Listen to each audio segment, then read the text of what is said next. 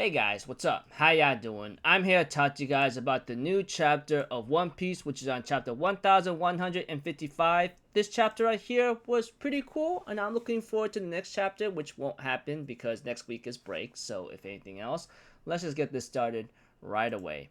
We get to see Loki talking to a man named Rocks, which apparently we also get to know that it's Rocks D. Xebec, or the father of Blackbeard. Rox asks Loki about Harold asking he wants to have an audience with him. And of course, like, Loki doesn't take orders from someone like him since he looks so weak. And besides, his father won't even come anyway. And Loki, like, asks Rox, like, do you think my father's just going to drop everything because I'm hurt? Yeah, right. Someone weak as you has no right to boss me around. But Rox ends up showing his ability and power and manages to hurt Loki very badly. Which apparently involves a sword and How Shoku no Haki, which apparently this also shows that he is very strong because we know little of history of how Oda written him or what he is. So we have to it that Harold actually crossed with this guy before, and we go into a flashback of how he met him. It happened on a Reverie around that certain year, which we don't really know what year it was. But by that time, we get to see that Emu and I believe some other person, possibly Gunko or maybe some other attendant, talking with each other about someone who attacked and kidnapped the five kings, and the big man in black has to be a culprit. But we have to it, like, Emu says, like, oh, I have no need for such, the lives of those sovereigns cannot be used to extort Mu. We have to it, this guy who actually met Emu and this other person says, yeah, no kidding, but it threw the Holy Land into total chaos, now did it? And we get to see that this guy claimed to be a Davy Jonasian pirate. He knew there was nothing he could do at that moment, so he drew with these words saying, just wait one day, I will be back. And I think Emu, who saw him there, surprised, gets really angry and maybe tries to kill him. Who knows? Maybe off screen, whatever. But we got to see that some guy, giant is Harold, apparently is on fire and running away from the Holy Land right now. And we get to see that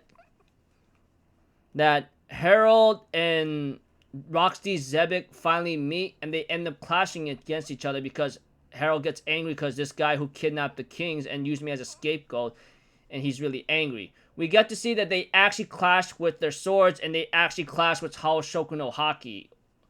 And by that time, there was a clash between two strangers that blew everyone within a 5-kilometer radius. And Roxy Xebec asks Harold, what's your name? And they end up introducing each other. And we have to it that Rox and freaking like Harold end up escaping with each other, even though it's not a very good idea. But we get to know a narration about what Rox D. Xebec did. He not only infiltrated where Emu is at and met them, whether if it's he or her, that has yet to be determined.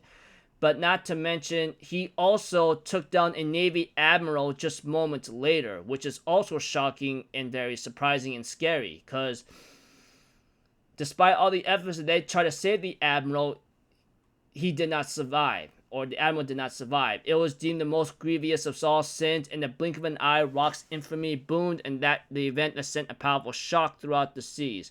By that time, I guess you can say that he attacked a ship carrying a great amount of celestial tribute to Mary Geoise was also attacked. That might be behind him because it was said that those stolen funds were later used to support the Rock Pirates' activities. He acted against the world government, causing a lot of trouble, targeting pirates to get his money. And there's actually a tradition that he did, apparently, when it comes to him recruiting and getting people. He says, like, exists a long-standing tradition known as Davy Back Fight. Pirate crews will compete in a series of matches, wagering their flags or even their crewmates in a truly ruthless game. Rox used this tradition to build its entire crew. They had won many scoundrels to their side before they even had a flag. By that time, I guess that's when freaking like the That's how freaking Rocks recruited like the future freaking Golden Lion, Shiki, Stussy, Don Marlian, and Edward Newgate, future Whitebeard, future Commodore Pirate Island, Pirate Prophet Ochoku, and the smuggler Ganzui. Who knows? But that's how he built his entire crew. In other words, when it comes to Harold and Rocks having to talk with each other, we get to see that Rocks was trying to recruit Harold to his cause because it'd be very interesting, but Harold refuses. Although Rocks continues to want to try to recruit Harold to his crew because the people never change. That same bloodlust is pulsing right through you, and that Harold was trying to warn the crew members who are part of Rocks D. Xebec's crew is gonna lead to ruin. Shiki, on the other hand, looks like he doesn't really care. He said, "Don't make me laugh. We're all completely out for ourselves. None of us would bat an eye if Rocks died." Stussy, on the other hand, says that's not to say his plans have a certain appeal to prove very lucrative.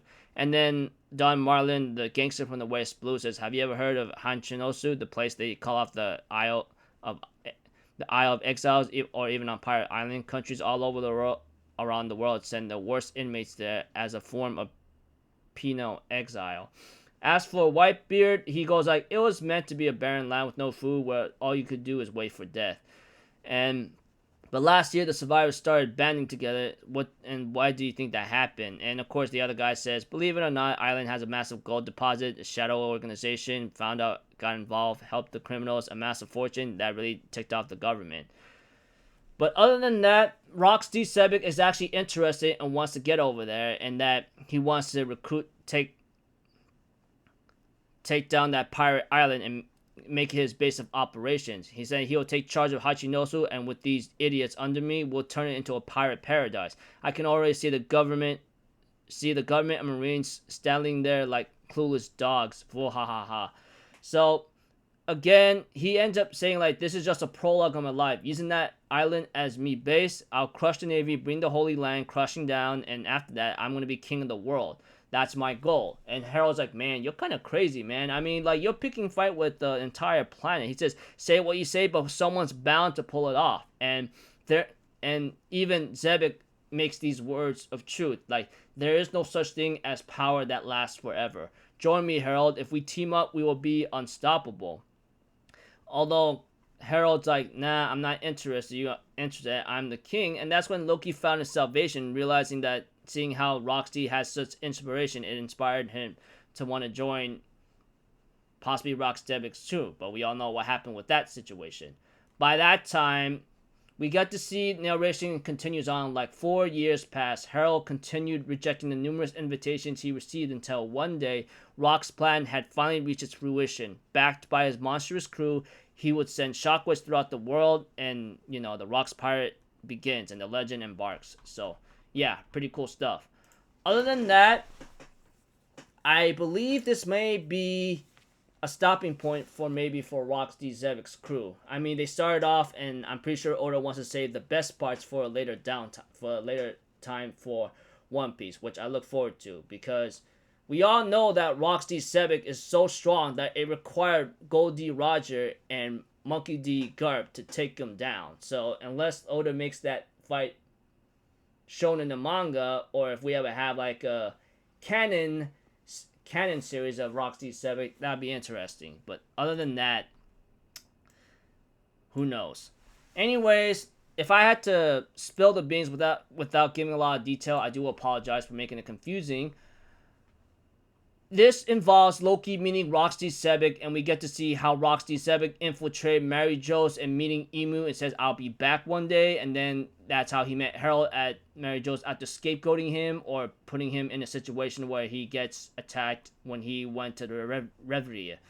By that time, of course, Rox D. Xebec and Harold clashes against each other with their swords and House Shokuhaki, and of course that's when we find out why Rox D. Xebec is very crazy famous in the past, because his start off was like killing an admiral somehow, and then that admiral never survived. And then I guess you can say that he attacked a ship carrying a lot of celestial tribute, and he used that for himself, or it's hinted at because it says those stolen funds were used to support the Rock's pirates' activities, and that's when Roxy Xebec amassed a lot of powerful people, such as like freaking Whitebeard, Jusian Beckingham, Shiki the Golden Lion, and then many others, which I thought was pretty crazy. So when I look at Roxy Xebec, I guess you could say he is pure scumbag for a pirate, but his strength and power is not something to underestimate or scoff at, because that's how he managed to recruit Whitebeard, maybe Big Mom, and freaking like Kaido and much others, which is not shown here yet, but who knows what's gonna happen. I mean, thought the chapter was really cool to know about Roxy Xebec and how he started off pretty low, or how he started off pretty crazy. Like, how did he get into Mary Geoise? He must have snuck his way in. Not to mention, he killed an admiral, which showcased how strong he really is. Not to mention he knows how to use Shoku Haki. So that's another feat to understand. So yeah, I mean, Oda's really going all out with these backstories, man.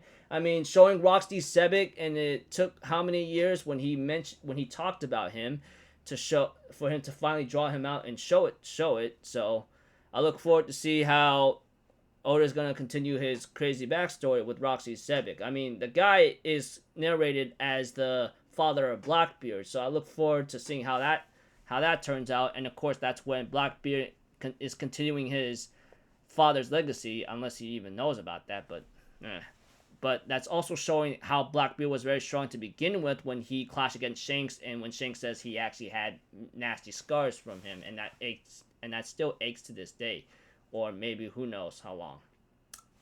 Anyways, looking forward to the next chapter, but next week we have a break, which is fine. Oda, take your breaks, man. I know you've been working hard, and since you're getting older, you're not getting as high peak human condition that you need to take more rest time. So until then, I'll see you guys later. I'm Alpha Zero. Have a good day. I'll see you guys next time, alright? Peace out. Bye-bye. Toot-toot-toot.